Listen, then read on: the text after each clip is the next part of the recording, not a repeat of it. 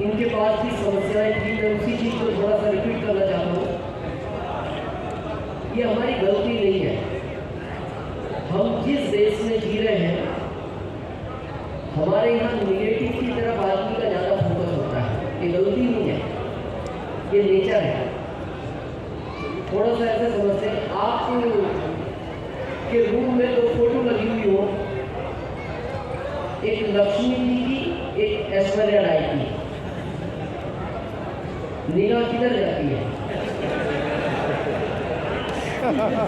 और गलती नहीं है, गलती नहीं है, ये हमारा नेचर है। मतलब हम कितनी कोशिश करें लक्ष्मी की तरफ देखने की, पर एक आंख से हम उस साइड देखते ही हैं।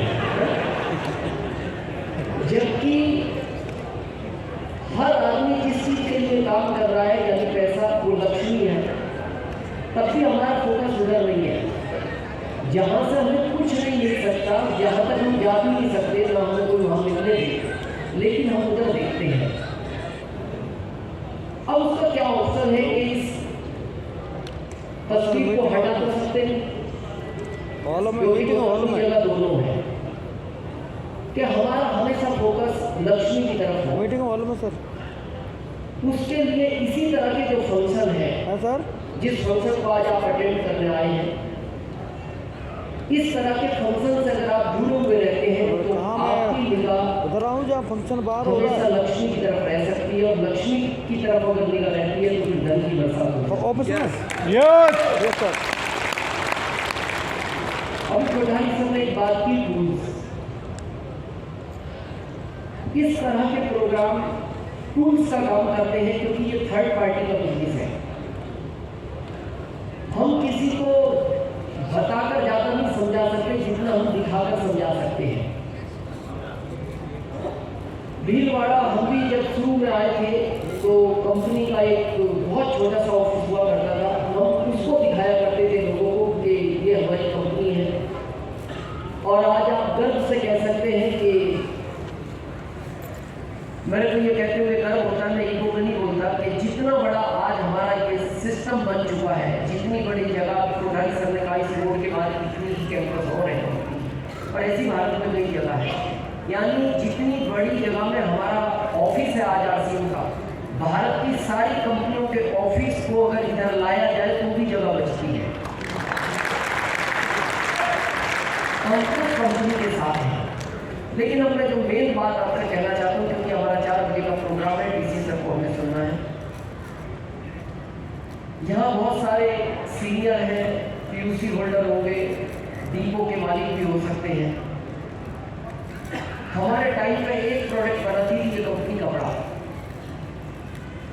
एक प्रोडक्ट से मैंने 7वें महीने रॉयल्टी किया, केवल एक प्रोडक्ट से।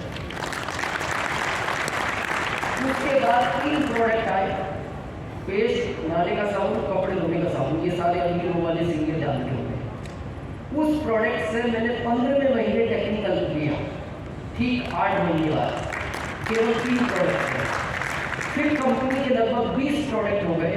20 प्रोडक्ट से मैंने 2007 में, यानी ठीक 5वें साल स्टार्ट हो गई था। 20 प्रोडक्ट से अगर एक प्रोडक्ट से रॉयल्टी निकल सकती है, 3 प्रोडक्ट से टेक्निकल निकल सकता है, 20 प्रोडक्ट से स्टार भी निकल सकता है, तो आज आपको पता है आरसीएम में कितने प्रोडक्ट हैं? 800। मेरा ओपन चैलेंज है, ओपन, यहाँ बैठा हुआ एक भी व्यक्ति नहीं बता सकता आज एग्जैक्ट कितने प्रोडक्ट हैं। एक भी व्यक्ति नहीं बता सकता एग्जैक्ट आंकड़ा। क्यों? अगर आप सुबह उस आंकड़े को याद करके आए हो तो वो आंकड़ा दिन में बदल जाएगा, और दिन में याद किया है तो वो शाम को बदल जाएगा। यानी अब per day company product launch करती है। तो मैं जो आपको मेन चीज कहना चाहता हूँ, हर चीज का एक पीक टाइम होता है, जिसको हम अपनी लैंग्वेज में सीजन बोलते हैं। 23, 24, 25 के 3 साल आरसीएम का पीक टाइम है, यानी सीजन है।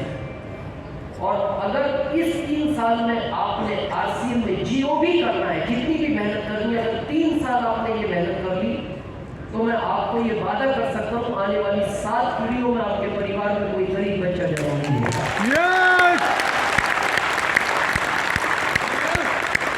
लेकिन हम अभी बहुत लोग थोड़ा सा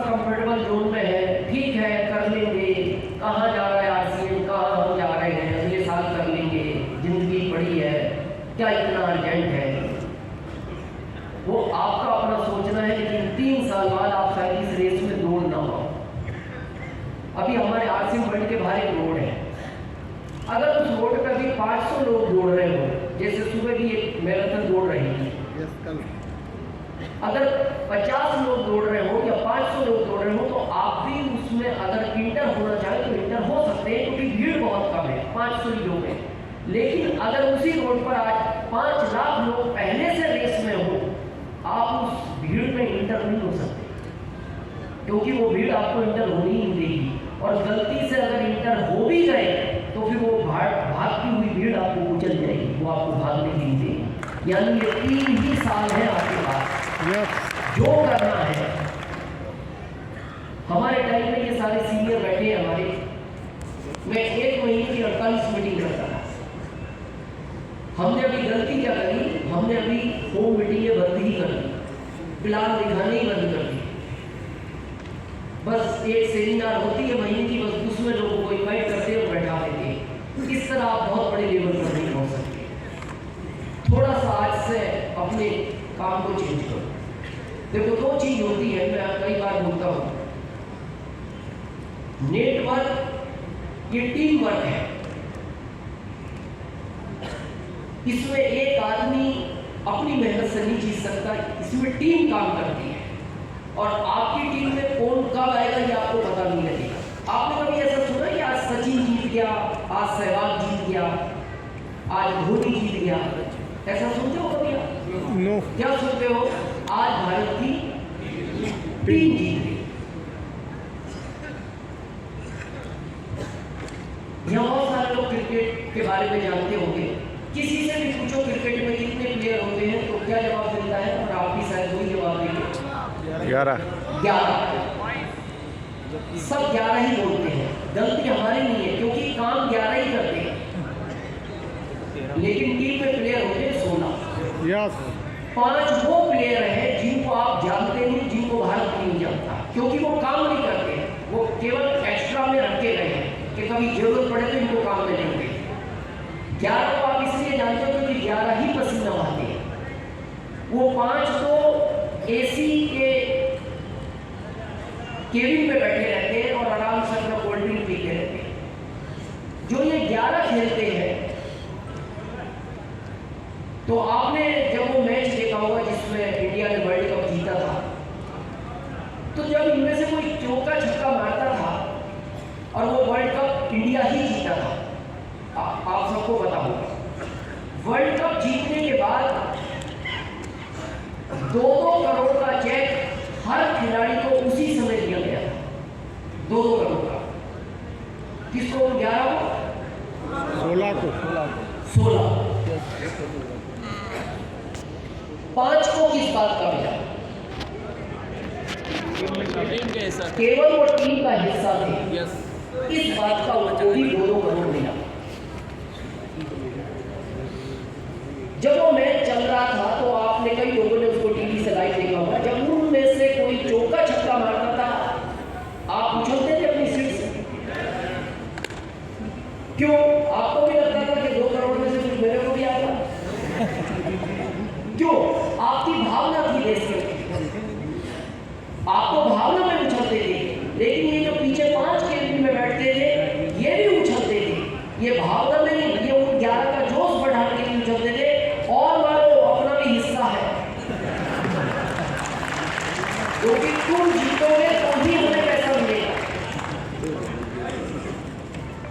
वो पैसा 16 में बटा। लेकिन मैं आपसे पूछता हूँ, अगर उन 16 में एक भी खिलाड़ी उस समय अपने घर चला जाता तो वो पैसा 16 में नहीं 15 में बटता। अगर 2 चले जाते तो 14 में बटता। सब बैठे रहे तो 16 में बटा। पहला मेरा आपसे निवेदन है, कुछ भी हो आरसीएम को छोड़ना, कुछ भी हो डटे रहे। आपकी टीम में भी आने वाले 23, 24, 25, 3 साल में बहुत सारे रोहित एंट्री लेंगे, बहुत सारे सहवाग एंट्री लेंगे, बहुत सारे सचिन एंट्री लेंगे, जिनको भी आरसीएम में चौके छक्के मारने हैं। वो तो अभी आरसीएम में आए ही नहीं, वो तो आएंगे ही 3 साल में। और जब वो चौके छक्के मारते हैं तो टीम जीतती है। अभी आपने बुढ़ानी सर को सुना, उसके पहले हो सकता है दुर्गेश सर को सुना हो, सूर्य प्रकाश सर को सुना हो, और बहुत सारे लीडरों को आपने सुना। ऐसे लीडर तो अभी आपकी टीमों में आना बाकी है, सिर्फ इस सिस्टम में डटे रहना है। अब ये 2 चीज का पैसा देता है। अब 11 में और 5 में फर्क है। 5 को केवल 2 करोड़ का चेक मिला, लेकिन उन 5 को भारत नहीं जानता। लेकिन उन 11 को पैसा भी मिला, लेकिन उनको दुनिया जानती है। तो आरसीएम में अगर सिर्फ पैसा चाहिए तो आज के बाद जो भी प्लान दिखाना वो भी बंद कर दो। पैसा तो ये देगा, लेकिन अगर आप चाहते हो कि मेरे को भारत जाने, मेरे से लोग ऑटोग्राफ लें, मेरे साथ फोटोग्राफ लें, तो फिर आज यह संकल्प लेके जाना कि कल से जो के छप्पी में भी मारना शुरू करूंगा।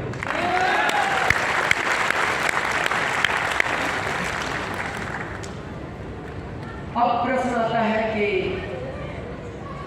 अब आपके पास एक मौका है 8 और 9 मई। अगर आप इस आरसीएम में कुछ बड़ा हासिल करना चाहते हैं तो 8-9 मई को जितने लोगों को आप यहाँ ला सकते हैं। अच्छा, आप कुछ लोग ऐसा, आप पहली बार विजिट कर रहे हैं भीलवाड़ा, हाथ खड़ा करेंगे एक बार प्लीज। बहुत लोग हैं, कुछ अलग महसूस होता है इस धरती पर आने के बाद, एक अलग एनर्जी आती है। कुछ जगह ऐसी होती है कि जहाँ एक नई एनर्जी मिलती है। ये धरती वही है, जिसने भी इस धरती पे ज्यादा विजिट किया है उनकी पीने बदली है। ये साक्षात उदाहरण है हमारे बहुत सारे सीरिया। बहुत लोग मेरे को पूछते, दिनेश चौधरी आप ज्यादा नहीं पढ़े, फिर आरसीएम में इतनी बड़ी उपलब्धता आपको कैसे मिली? मेरा एक ही कारण था, ये मेरे सारे सीनियर जानते हैं, मेरी टीम के लोग भी जानते हैं। मैं शुरू के 5 साल तक हर 1 तारीख को भीलवाड़ा में मीटिंग में आता। ये मेरा शुरू से होता 5 साल लगातार। उसी का कारण है कि आज भी चल रहा हूँ। तो बहुत लोग दूर से आए, आप हर महीने नहीं आ सकते, लेकिन लाने में और इस जगह में क्या फर्क पड़ेगा आपको लाने में, जो 8-9 मई आपके पास एक और मौका है। अभी आपको लग रहा होगा ना, इस आज जो आप आए, मेरी टीम के कुछ और लोग आ जाते तो नई एनर्जी लेकर जाते।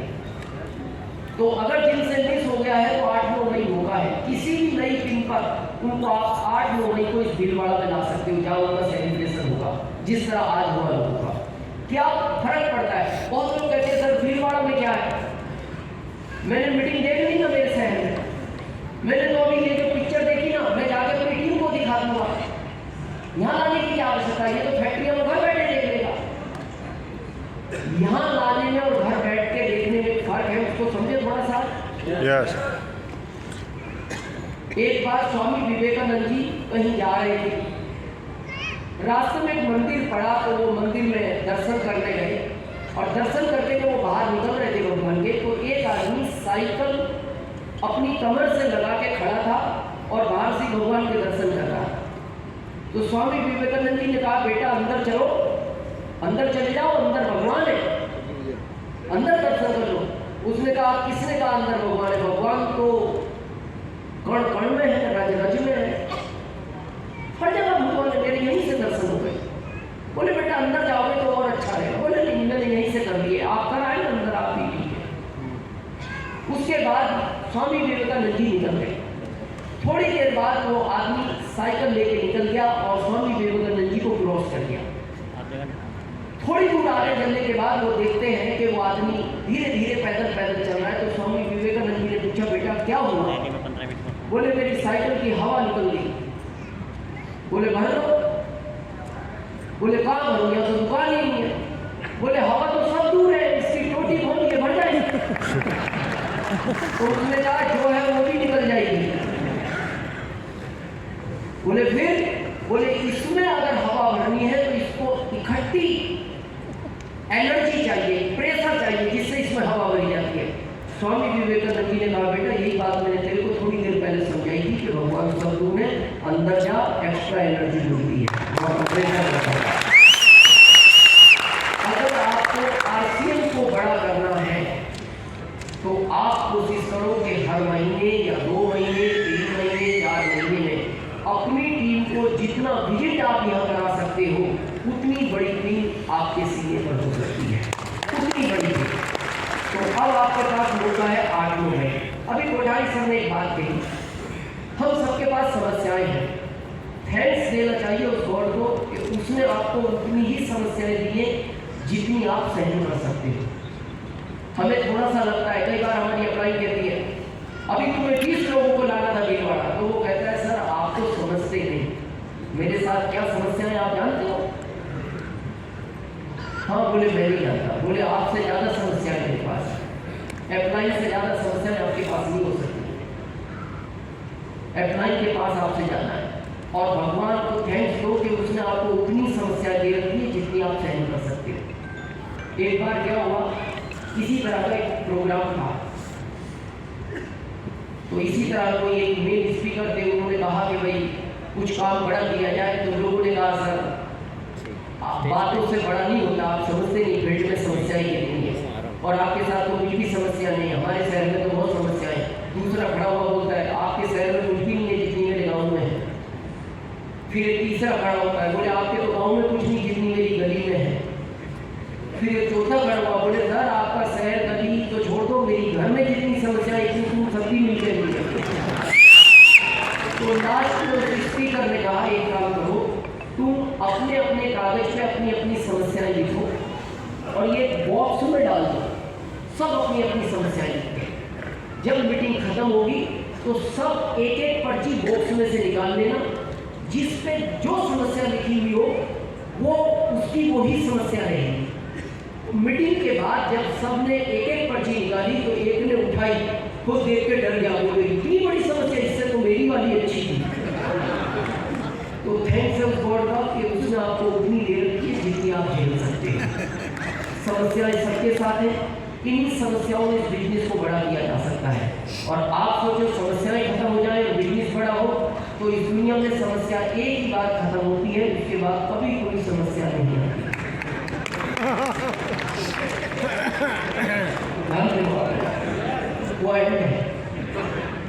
तो अभी 4 बजे का प्रोग्राम है, उसको हमें डीसी सर का मैसेज लेना है और फिर मैं वापस रिपीट करूँगा 8-9 मई। 8-9 मई को जितनी बड़ी तैयारी कर सकते हो आप उतनी ही बड़ी फिनिश को हासिल कर सकते हो। फिर ध्यान रखना 23, 24, 25 ये 3 साल पीक टाइम है, सीजन है आरसीएम का। इसमें जिसने जितना बड़ा काम कर लिया उतनी बड़ी ओपिन हासिल कर सकता है। इसी के साथ बहुत बहुत धन्यवाद, थैंक यू, जय आरसीएम। राइट हैंड के तीनों